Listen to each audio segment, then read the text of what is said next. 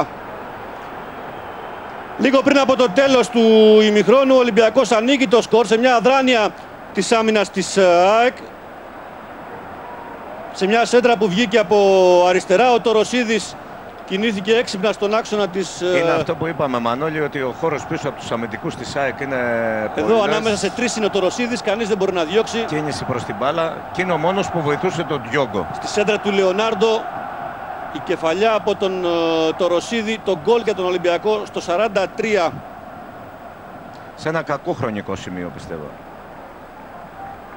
Ξανά εδώ η φάση του γκολ από τη σέντρα ακριβίας του Λεωνάρντο. Βεβαίως εκεί ήταν τρεις παίκτες της ΑΕΚ.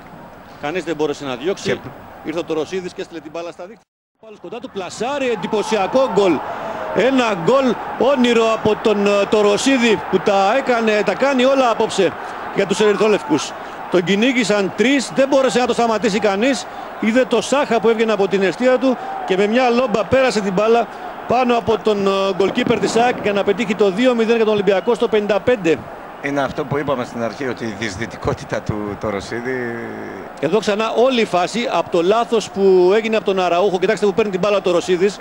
Πάει ο Μάκος πάνω του και ο Γιάχιτς τους αποφεύγει και τους δύο και βλέποντας το Σάχα ότι έχει φύγει. Εντάξει, εδώ βλέπουμε μια έθραυστη άμυνα της ΑΕΚ. Κρεμάει τον... Και η διεισδυτικότητα ήταν ο μόνος δρόμος για τον Τοροσίδη και πιστεύω ότι έκανε τα πάντα σωστά. Το τέλειωμα πάντως του Τοροσίδη, πέρα από όλη του την ενέργεια, έτσι, που είναι μια φανταστική ενέργεια, το τέλειωμά του είναι εκπληκτικό. Είναι τέλειωμα Βραζιλιάνου δηλαδή.